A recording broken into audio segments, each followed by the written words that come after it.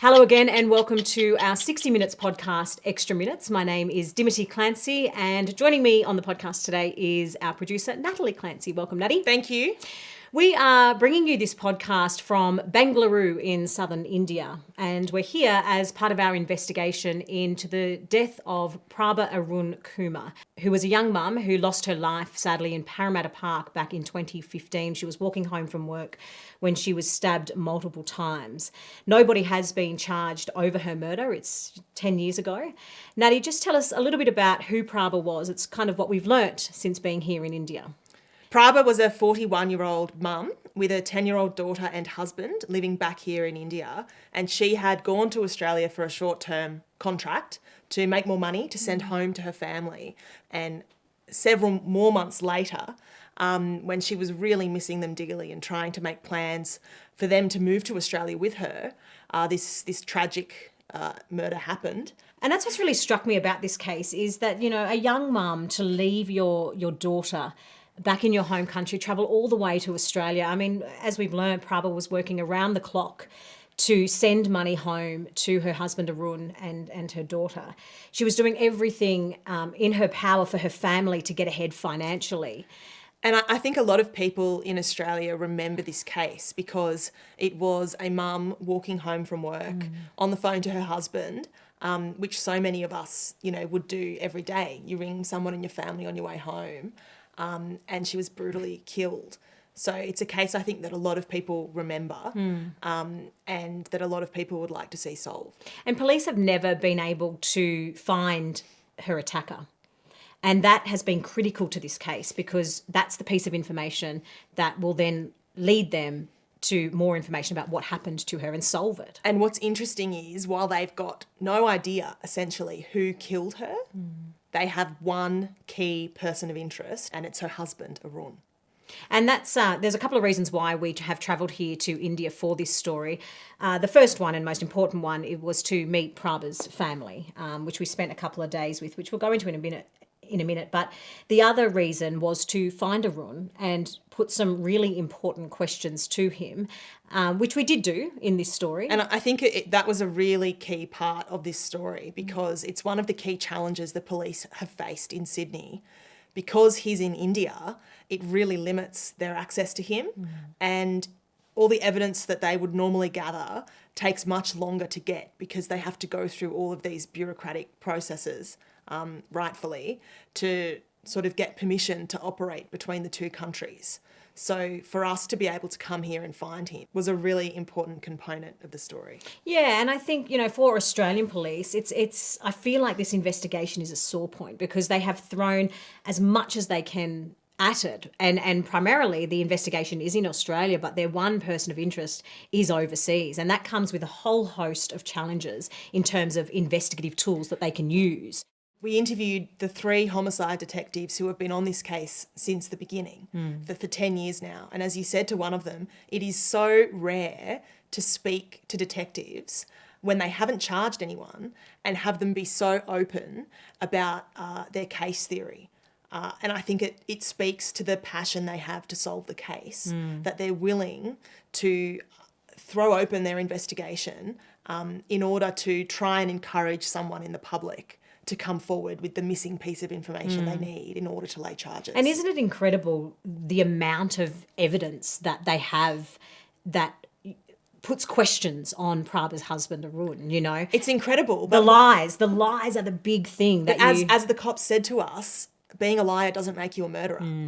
So it's incredible they can have so much circumstantial evidence, but they don't have the one thing they need to be able to progress the case. And a bit of background for that is the one piece of information that police need to find is evidence that Arun, in their case theory, Arun has organised the death of his wife. And so that is the missing piece of this puzzle, if you like. That they need proof of an agreement to carry out the murder and they need to know who the killer is. And they're really genuinely pleading with the public because they know people know they really need someone to come forward. And it is, a $1 million reward has been offered for this case, and that is rare. And it's a lot of money, 1 million Australian dollars converted to rupees is, as the detective said, would set somebody up for life. And that's right. It can be claimed by anyone, anywhere in the world, not just in Australia. But I think, while solving the case would mean a lot to the detectives, it would mean the most to Praba's family, who we met and were lucky enough to spend a few days with at their home in a village called Amtor. Take us through how we got there. Well, we flew from Bengaluru to Mangaluru. Which is where we are now. That's where we are now, yes. And we flew, it was a 1-hour flight to Mangaluru. We stayed there, and it was a rocky bus ride each day to Amtor, to their village. But it was a couple of days. You do stories so often, and you're there and you're meeting people, in really awful circumstances, which is this case. We're meeting Praba's family because they are desperate and grieving, and it's all so extremely raw a decade on from their loved one's death. But we had a really beautiful time. The hospitality that they put on for us, and just the genuine love, and you just could see and sense that they were just good humans. And I think too, they were so grateful to think that people cared about what happened to Praba. And so hopeful that a story like this might prompt someone to come forward. And so they really couldn't do enough to look after us and to help us, because they're really invested, I think, in getting answers. And Praba's mum made us the most beautiful traditional Indian meal both days. Served traditionally on a banana leaf cut from one of the trees in the garden. What did we say? From tree to table, we had the banana leaf. We watched it be cut from the tree, and then our beautiful lunch. And each then day they came clean on day 2 and said we weren't going to be too pushy with the food because we didn't want you to think you were going to get sick. Yeah. But we know you liked it, so here's all the leftovers. And Praba's mum came to me and said, it's only one chili. I just put one chili in there because I know you won't eat it. And we're drinking the water, and they're saying, don't worry, we've boiled the water and purified it and done everything they could to it. But they looked after us so beautifully, and it was a really, really nice couple of days. The risk of this story, because it happened in Australia, we haven't really gotten to know who Praba was, in her career as a software engineer, but also as, learning about being the firstborn child in an Indian family and being female. You become what they called the second mum. And we spoke to a couple of her siblings, and they all kind of said they looked up to her, that Praba was the person that they went to if they needed help. So you got to, I think for the first time, actually really realise the person at the centre of this story that has gripped Australia and the world for a decade, because nobody has been held to account over such a brutal murder, of an honest person just walking home from work. I think what's going to stick with me, and I think all of us, our crew too, is when you interviewed her parents, who are very elderly. Her father's in his 90s, and they don't speak English. And I actually couldn't even see their faces during the interview. But you could hear and feel the pain they were in. Yeah, even though they don't speak the language. Yeah, I didn't need to know exactly what Praba's mum was saying. I could see it written on her face and her gestures with her hands. You could see it. And it was like a wail through her voice. It really gave you a sense of 10 years on how this still affects them. And you could just always see that there was this solemnness about them, that they knew that they didn't really want to be, they're kind of, private people, well-to-do people. They didn't really want to be sharing their hardest, moments in life, but they did it, and they do it because they live in hope that they will know what happened and that somebody will be held responsible for Praba's murder. And I think too, even with her father, who didn't have too much to say, just like the constant water in his eyes, he just looked like he was so, so sad, understandably. And it was quite incredible to speak to Shiv, Praba's brother, and hear him talk about his brother-in-law and the suspicions they have over their brother-in-law. And when you actually think about that, that is the one person in the world that was supposed to protect his sister. And it broke my heart talking to him. Totally. He loved Praba so much. He looked up to her. I think too, that was a feeling we all got, to the point where we hadn't caught up with Arun yet when we went to film with her family. And as we were driving out the gate of their home, our cameraman, Cade, who's here, and Matt, the soundo, both got back in the car and said, we have got to find this guy because you could just feel the, the determination and the need for that family to have justice for their daughter and to find out if he did have something to do with it, and if so, whoever did it, to be found and brought to justice. We call it a bounce. So when you're finding, somebody who doesn't want to speak to you, it's called a bounce. And so when you... It's basically when you approach them unannounced. Yes. Without any kind of warning. And the reason we had to do that with Arun is because if we'd approached him formally for an interview like we would anyone else, the chances are he would ignore us and flee because history shows he doesn't want to talk about this. So we couldn't run the risk of asking him in advance because then we'd lose any chance to put questions to him. So the only option was to try and catch him off guard and see what he had to say on the spot. So let's talk about that, because people don't really see the lead up to a bounce. They just see the moment we find Arun and talk to him. And this is hard to do in Sydney, a place we know well, where we've got a really good understanding of the culture and all of that.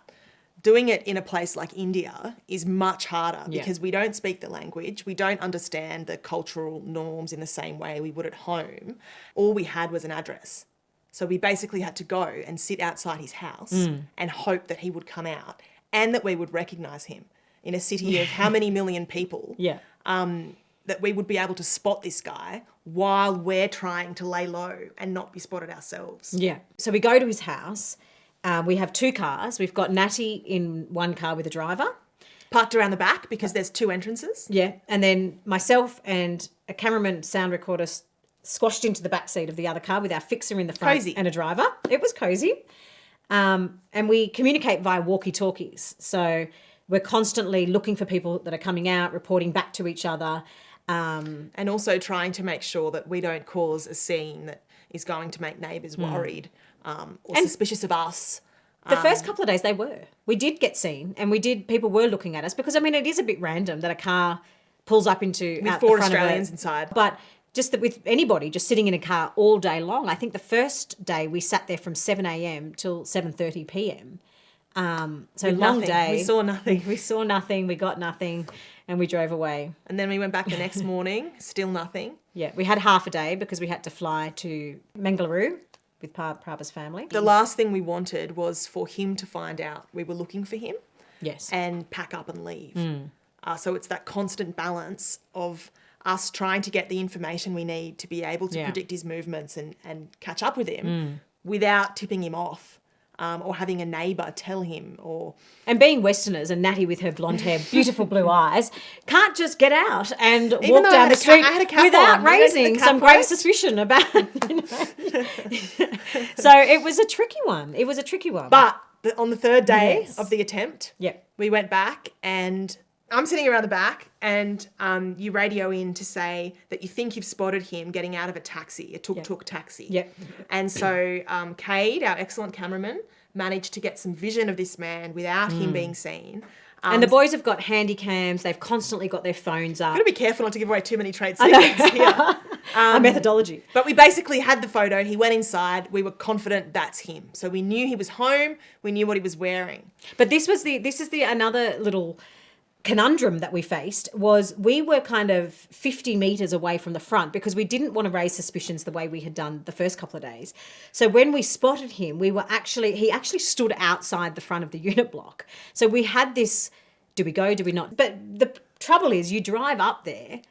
You just didn't have time. time. And then suddenly he sees what's happening. The risk is that Arun then runs straight inside and you actually get no chance. So you got to just hold so tight. We decided, no, we'll let him go in. But then you're like, does he go in and never come out? And then before I knew it, only I reckon an hour or two later, there's another call over the radio.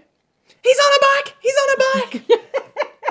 And I'm thinking, so he what is comes going out. on? Oh, it was a little troubling because our fixer was actually outside the car on the phone at the time. And he just comes out on his scooter and zooms up the road. We banging on, get in the car, go, go, go. I think I said at one point. And we go there, but trying to follow a scooter in India in the middle of the day when it's lunchtime is is impossible. When we're in a car too. So then we're thinking to ourselves, oh my God, we've lost him. He No, could be but there gone was for the hope day. again because the local knowledge was that No helmet. no helmet means Yeah. you're not going far. Yeah. So we repositioned ourselves and Yeah. waited for the moment he came back. We positioned ourselves, much closer to the front of the unit block so that when he came home, we had decided that was it. That was our moment. We didn't want to let another sighting of him go without approaching. So he, came home, got off his motorbike. There was a bit of commotion out the front of the And he unit walked block. right into and he our walked path. straight into me, which gave me a really good opportunity. But then there was some plumbing issues out the front. It was bizarre. I think we weren't sure what to expect, but he was pretty forthcoming, as you said, walked right up to us and Well, no, said, he give was me a walking minute, give me a out. minute. He was walking out to his plumbing issues, to the commotion out the front, and then we met at the front of the unit block. And then he was basically saying, I will talk to you, but I just need to go and deal with this. And then he came back. And what was going through your mind and how fast do you think your pulse was? Well, because as he was standing before you. Well, because we have known from previous media attempts to speak to him that he says, oh, I'll talk to you, and then he doesn't return. So that's going through my mind. So I'm thinking at the time, as he's going off to do his plumbing, I'm like, no, I'm going to pose my questions to him just in case he stops to talk. Because there's also bikes and cars Yeah. everywhere. He could have just jumped in a vehicle and sped Absolutely. off. And so we kind of had him a little bit surrounded, but not really like surrounded as such, but we were watching him carefully, and I was not going to let him go, but I did have to try and throw some questions at him with the risk that he was going to do a runner. Like he could have run into any other unit block and stayed in there all day and we wouldn't have had a chance. So he did come eventually over. He wasn't happy. And I could see a lot of the time he was nervous. His lip was quivering. Whenever I would press him on something, his lip was quivering. He was very, very defensive. He, blamed the police for not solving his wife's murder. He had a good message for the person responsible. And I felt a lot like he stuck to a script. I want justice. I'm working with the Indian authorities and the person needs to be punished. It makes you wonder too whether the real reason he got himself caught up in whatever was going on out the front trying to think. was a stalling tactic. So he could just think about, how am I going to handle this? What am I going to say? Yeah. And then he basically just said, I don't remember. But I actually had the feeling that he couldn't answer questions because he couldn't remember. He just kept saying, I'm talking to Indian authorities, I want justice, and the person needs to be held responsible. It was a real script, I felt. And the other bit that I think struck me was, it's kind of, you can understand why he might try and dodge those questions, but when you asked the more heartfelt questions about why you miss your wife and what is life like without her, he kind of struggled. He to come up with an answer. And he ended up saying life is very difficult. There was a little moment in there where he said, oh, you got to move on. And I said, well, how can you move on? You don't have the answers for your wife's death. And I know people deal with trauma and grief differently, and so you can't sort of judge someone for being unemotional. But I thought, just in experience from dealing with families who have lost someone so close to them, often they can't say enough about the person they've lost. They love talking about them. Yeah. And he just did not want to say anything about And her. what did he say at one point? I've answered 80% of your questions and that's what I want to answer. I was like, well, no, you can't just answer what you want to answer. When it was all over and he did go back inside, I think we all felt a sense of relief that the job was done, because we really wanted, in fairness, to give him a chance to respond to the allegations against him. And it's really important, I think, for the integrity of the story that we've put everything to him. And we had time to do that, which was good, because he did stick around for a little while. And it also, I think it's also important that the pressure is seen to remain on him, because if there is someone who sees our story who knows something, seeing Arun's face and hearing him talk and about his it dismissiveness might jog and his... their memory, or might prompt them to go, you know what, 10 years has passed, it's time I say what I know. But I think also too, I think his persona and the way he conducted himself backed up the concerns of Australian police. Definitely. I think they all their concerns are very genuine. They're now on the public record in Australia after the coronial inquest recently into Praba's death. And I think that he was so uncomfortable, so dismissive. And to me, you did not get a feeling, and this is, just from being face to face with him, that he missed his wife one iota. And we should be clear that he is innocent. He has never been charged, and it's entirely possible that he had nothing to do with his wife's murder. But all the evidence police have through a thorough 10-year investigation has made him the key person of interest. And the same questions that they struggled to get straight answers to from him, you struggled to get answers yeah, absolutely. from him. And, he said, they've got no evidence. They've got no evidence. Like that. Like a bit cocky, a bit arrogant. Yeah, the matter of fact, they've got no evidence, like I'm safe kind of thing. I think too, it can be easy to sort of get caught up in the adventure of tracking someone down and putting these questions to him. But I think afterwards it really sort of hit home for us too that if this man is involved in his wife's death, he should be, exposed for that, and he should have questions put to him publicly. And so I think we were all sort of conscious too of not losing sight of the fact that it's a serious thing that we're doing. Oh, absolutely. Even though sometimes the process of getting to the point of being able to come face to face with him can be entertaining. Yeah, God, the behind the scenes. The behind the scenes, yeah. So it's, and I think one of the big points of doing this story is to not only keep talking about Praba and, what happened to her, in the hope that, from the investigative point of view, that they get something, they get some new information. So that $1 million reward is still out there. And, let's hope that this broadcast does prompt, somebody to come forward with information. As the police say, alliances change in a decade. Someone who, once was harbouring some information they didn't come forward with, maybe now today, maybe having seen Arun and how his attitude is towards his wife's death today, to see what it would mean to Praba's family and to hear, to see and to feel their pain that you do in their interview. I just hope that, if anyone out there is hiding information, that watch this story and come forward and do the right thing, if not for the money, for the conscience. And as the police said, if $1 million isn't enough, then hopefully someone's moral fortitude is enough to come forward with the information they need. So people should come forward anonymously or, as themselves, and just give them the information they need. Yeah, and let's hope that somebody does, because, we spent time with Praba's family and they deserve to know, and I think, they deserve to get that justice that they're looking for. Well, thank you, Natty, for joining us. And if you missed the story, you can catch it on the 60 Minutes YouTube page or 9 Now. Thanks for joining us, and we'll see you next time.